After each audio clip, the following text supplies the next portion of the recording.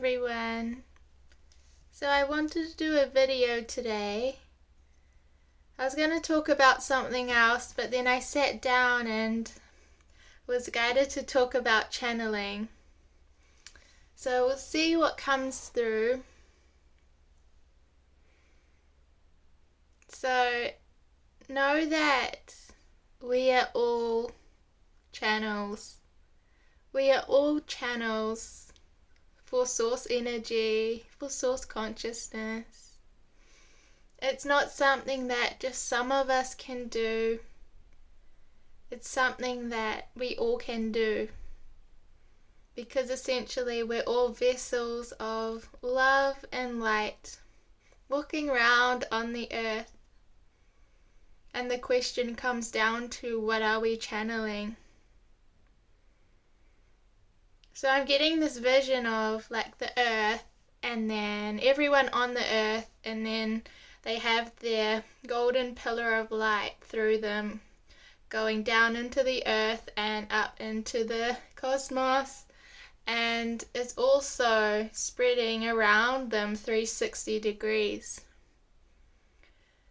And it's like we can channel from the earth and from the cosmos and from those all around us.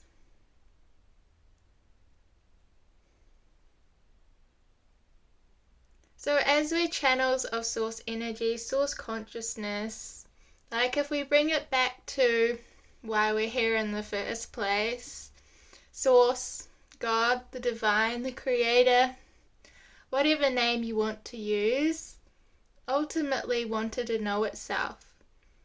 So you can't know yourself if you're it.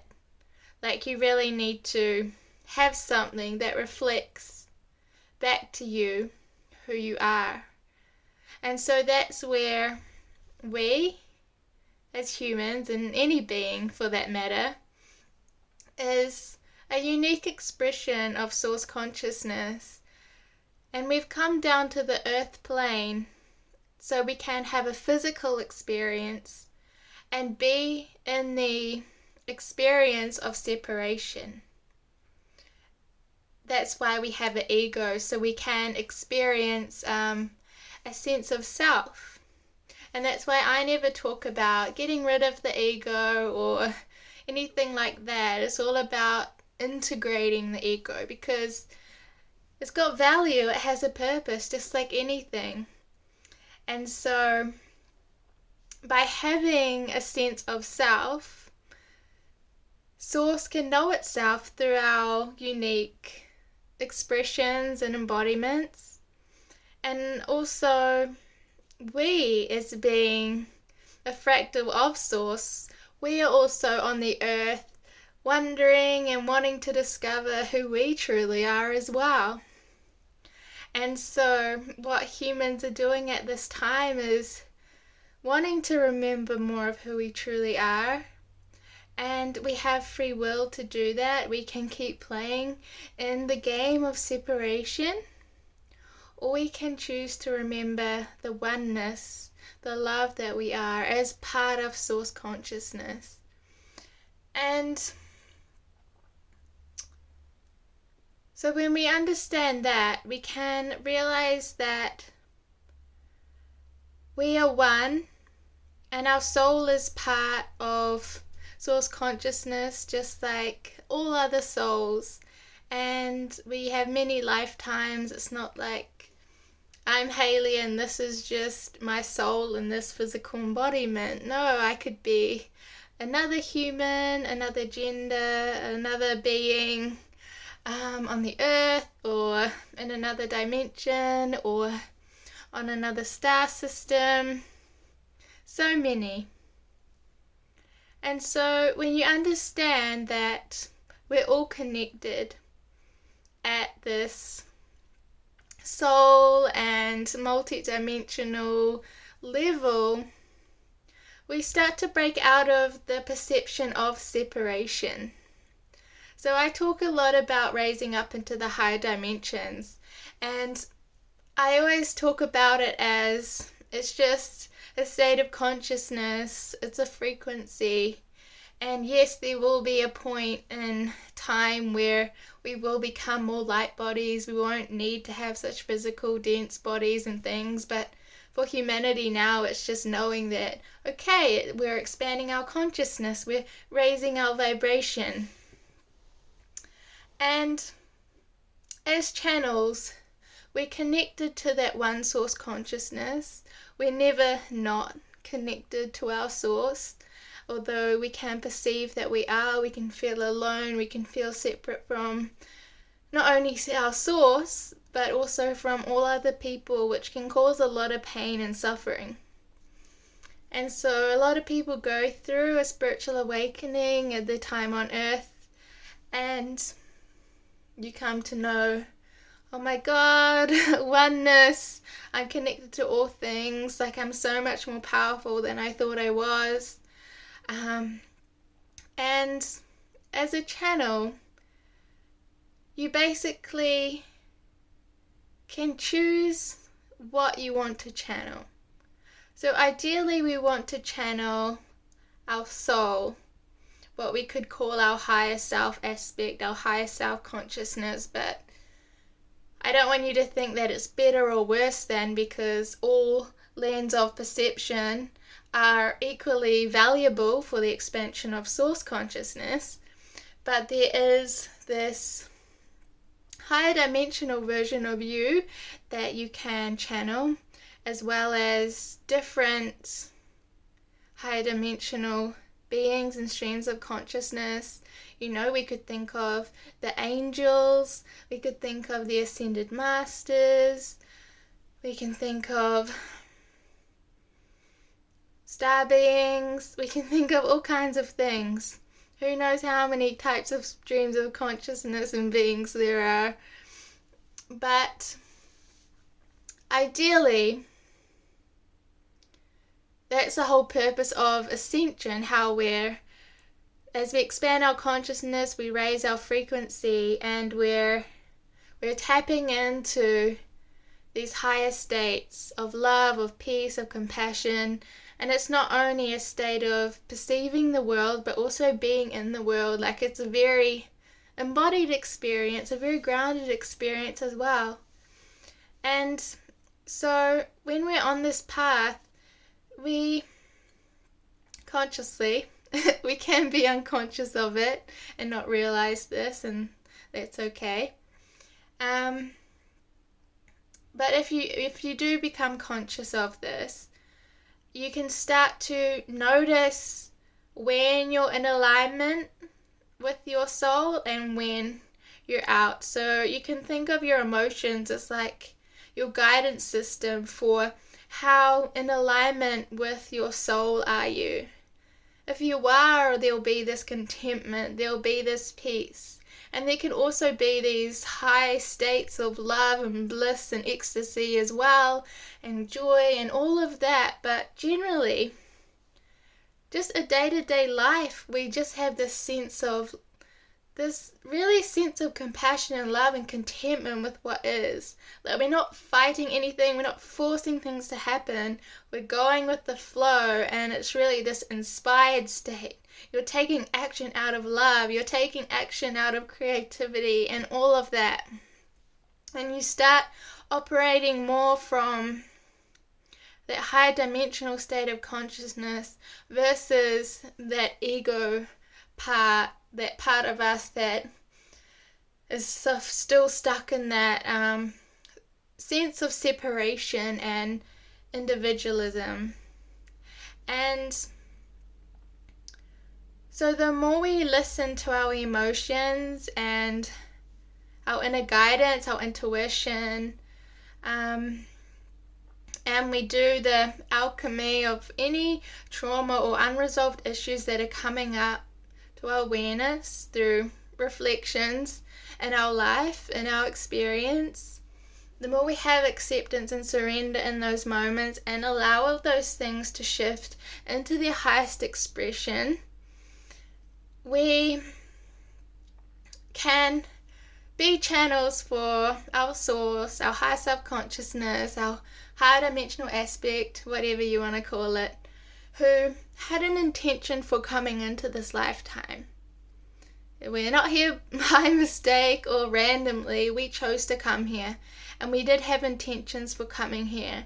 And sometimes, it's not so fixed as, oh, I have to do this as a career, I have to do this, I have to do that. It's not necessarily for a lot of people that fixed. It can be more general, like, this is my soul's essence, I'm here to share. I'm here to share love, compassion, or I'm here to be this kind of embodiment, or this is my unique soul's expression. And that's why it's so important to listen to your heart and be soul-led, because you come from that very authentic place where every decision, every moment, you're being guided. You don't have to worry about if you're doing the right thing or the wrong thing, and there's not a right or wrong, it just is. But you are listening to your heart, to your soul, in a way where you're fulfilling, I don't know if I want to use the word destiny, but you're on the way to listening consciously and going on that path that your soul intended to in this lifetime. And there are different timelines and possibilities and all that stuff, but it's really, you'll feel this contentment with life. And it doesn't mean you don't have struggles or issues. Of course there will be now and again, because Source always wants to expand. And basically you become a channel for your higher self, and from that place you not only have so much to share with humanity, but you also have so much to share just with yourself, and your own soul's expansion and evolution. And because you can channel your higher self's consciousness, get wisdom for yourself with, what do I do today? How can I best be of service to others? What do I need? That's the most important consciousness you should be channeling, your higher self. But you also can channel other streams of consciousness, such as angels, star beings, ascended masters, and all of that. Source consciousness, the highest frequency of source consciousness that you can access. And it's likely that you had an intention to work with certain beings when you came into this lifetime. Some might just come to you in meditation, or when you are just being and you're open to receiving it. And you can just intend to consciously connect with the being that you choose as well. Always set the intention to connect with a being of love, of light, for the highest good. And so what I'm getting at is that channeling opens us up to different perspectives. Because us, say me in my human lifetime, looking through the lens of Hayley and my fixed view of what I've been through, what I think I know, my beliefs, what I love about channeling is that you open up to more than just your fixed little view. You open up to see a wider perspective. You open up to an expanded state of consciousness. So you can say you connect with an angel, you can connect and tune in and receive wisdom from their perspective. You can receive their energy.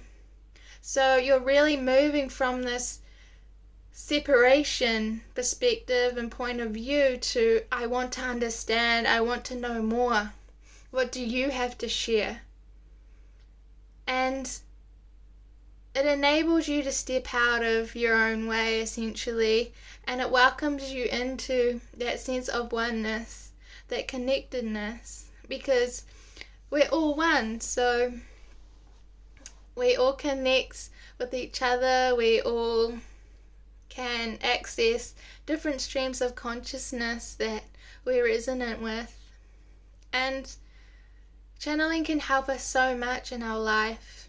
It can give you wisdom and insights that you could never access coming from the ego state of consciousness. It can be so healing. When we try to figure everything out with our human, limited mind, and we just drop into our hearts and be open to receive another perspective, it can be so helpful. Because sometimes other humans want to help us to the best of their ability, but know that they're only seeing through their lens as well from what they know. So when we open up to these higher dimensional beings or source and choose to see the highest perspective, the highest action we can take in all moments, that's beautiful for our own life and to affect the collective consciousness of humanity. Because we're all on this ascension journey together. Yes, as our own unique individual soul expression, as part of the one source consciousness, but also as a collective of humanity, and also just being a part of all that is one source consciousness as well. And the most important thing is that you do stay in your own direct experience with life, Just because your consciousness, your soul is streaming through many other lifetimes, many other forms, in this lifetime where I'm Hayley and you are you, your consciousness is streaming through this body, this vessel. So it's really important to enjoy it, to embrace it. But it's also important not only to be grounded, but also don't deny your divinity. Don't deny your multidimensionality. Just like I said before about don't deny or suppress or reject your ego, it's also important not to reject your divinity, your multidimensionality, your ability to channel, your ability to work with energy, all of that stuff. And it's like we've been conditioned in our society to do that. Like, that's weird, that's strange, she's crazy, whatever. But it's actually so normal.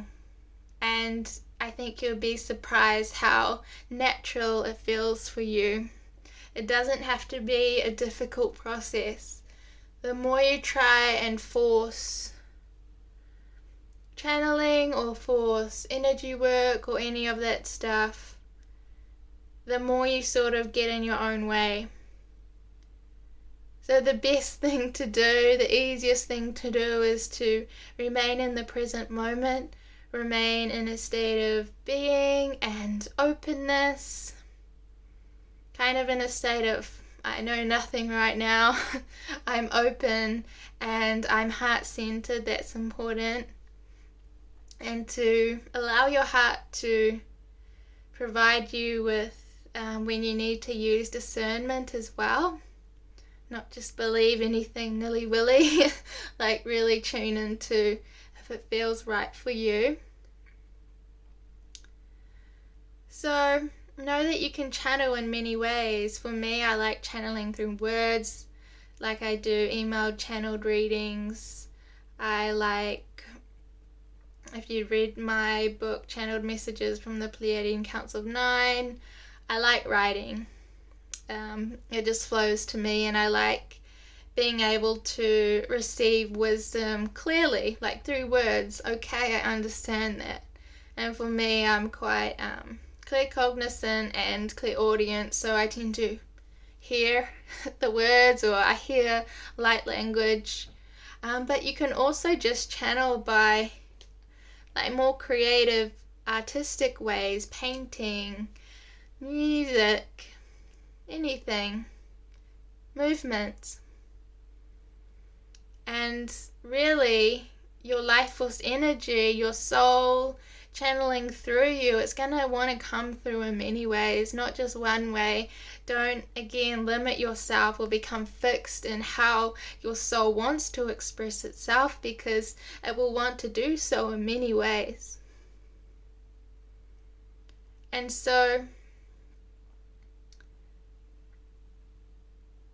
it's important that sometimes people can not channel their soul, their higher self, who they truly are, and they can get into a place where they're channeling from their ego, they're channeling from their pain, their past traumas, limiting beliefs and all of that, and that's kind of how we're conditioned to do that. And so it's important to shift, to allow that alchemy to occur, because our body, mind, spirit always wants to be in balance. It always wants to be in harmony. And so if we're not experiencing that, then we have to ask ourselves the question, why? Some way, shape or form, I'm resistant to my true soul's essence shining through. And we're so valid in that, because we go through a lot of stuff and we don't know how to deal with a lot of it. But it's really important at this time to allow that transformation to occur. And by surrendering and accepting your divinity in that moment, feeling what you're feeling in your body somatically, you can allow the highest expression to unfold in your life, mentally, emotionally, and physically. So when you're channeling, come back to that of your soul. Come back to that of who you truly are, your divinity. Align your will to that of Source, and you'll be on your way. So know that you're a natural channel, and there's so much wisdom inside of you, so much that wants to be created by you, so much that wants to be said or expressed or embodied by you. So give yourself permission to allow that to happen. Be patient. Be open to whatever way that may be. And know that it will transform over time. You may think, oh yes, this is what I'm meant to be doing. And then there will be this next expansion. There will be this, I don't mean to say levels because there's no hierarchy here, but there will be this next stage, this evolution, this next transformation that wants to happen. So open yourself up to be a channel for the divine, for your higher self or Source. And allow yourself to be open to different perspectives, higher dimensional perspectives, and also just to relate to others around you.